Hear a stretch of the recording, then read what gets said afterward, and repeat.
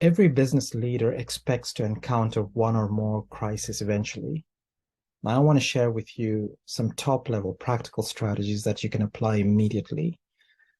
Now, the challenge for each of business leaders is to get it handled quickly and effectively without losing the trust of your constituents as well as your stakeholders. Now, in my role as a business advisor and board director, I see leaders who handle it well instinctively and others who fall apart under stress, or they let their emotions and biases lead them astray. Now, I have developed a digital online course that I have published, and I'll leave the details later in the links below, with one part of it that talks to crisis. And this is the digital online course. But today I want to share with you some of my experience where there are only a few basics to remember and practice. And these apply to an external crisis that you have no control over, or an internal screw up, or just kinds of pains that hits every company or a business unit or the whole enterprise. So number one, always be prepared to accept responsibility. It doesn't matter if the impending crisis was caused by your mistake or your team, or it was an accident, a small one at that. You win trust by accepting responsibility for how it has affected customers and apologize appropriately. Before you do this, especially if it impacts external environment, consult with your media and communications department on the narrative.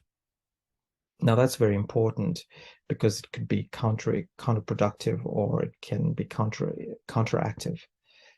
Now, conversely, the quickest and surest way to lose all the trust is by blaming others entirely for the situation and calling them out or throwing them under the bus. So some business leaders I know have used their original intent as a way of defending themselves, and moving away from accountability or admitting fault appropriately. Unfortunately, those good intentions won't get you far in a crisis where people may have been wronged. So manage this very, very importantly by accepting accountability and responsibility. Number two, keep your focus on how to fix the problem. Forget about assigning blame until later, since that will only complicate matters and make it an emotional battle. In fact, you wouldn't be assigning blame because you would actually be recognizing that as a lesson. What is needed first is your strong leadership, or even a leadership team, to build a plan, assign the right people, and monitor the steps to resolution. So provide those tools and resources as required. I mentioned about my digital online course. I have provided a lot of these tools there. Now, especially when distractions and emotions are high, it will help your focus to break down large challenges and crises into smaller elements to get things started and to give you a sense of progress along the way. So map them out, and to have some dedicated time for every serious issue. Number three, don't hesitate to micromanage initially in a crisis. This is where you flex your leadership style. Your people need to know who to follow, what to do, and how to do it. However, very quickly, after everyone has their assignment as is actively working, you need to let them go and do their jobs or do their tasks without questioning every step, but have the governance checkpoints in place. Micromanagement at a later stage only increases stress and slows progress. So manage that leadership style at that point. I found that micromanagement can be especially productive if you're working with a first time or a unique situation, or working with a new team with little experience. And the challenge for many leaders and managers is to recognize when their team should be coaching them. So keep that in mind and don't hesitate to micromanage initially. Number 4, get advice before jumping to conclusion. Now, don't try to solve the problem or build a plan alone. That's why you have your executive team or your management team or your experts. And especially if you don't have that relevant experience, bring them on board as quickly as possible.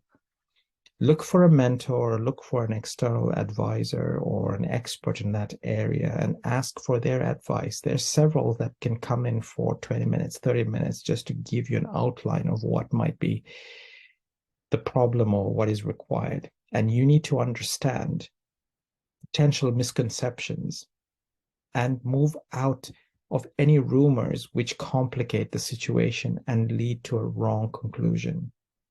So for these reasons, I recommend that you as a business leader or a scale up or even an established business assemble a qualified advisory board or a board of directors early in their life cycle so that you can call on them, draw on their expertise. You see, the passion of a new CEO in conjunction with crisis inexperience often leads them away from the bigger goal. The last one, 5, over-communicate and really listen to feedback.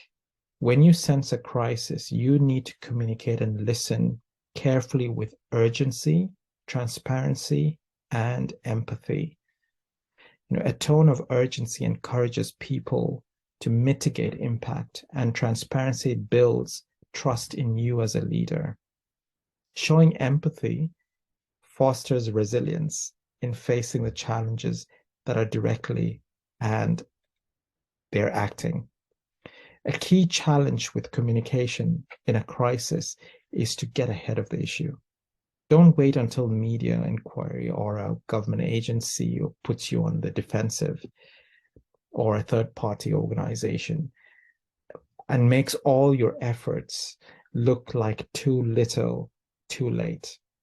So daily updates on a crisis are more and very often appropriate. Consult and put that plan in place. And if you as a business leader can weather 1 or 2 crises using these recommendations, these practical strategies, basic strategies, you will find your brand image and personal image rising, as well as your satisfaction with the role increasing. So go ahead, prepare now to make your next crisis a leadership event rather than a loss of trust event. So make sure that you put this onto your agenda to make this a learning experience, but at the same time, an anticipation and preparatory for any crisis to occur, whether it's on a smaller scale or on a larger scale.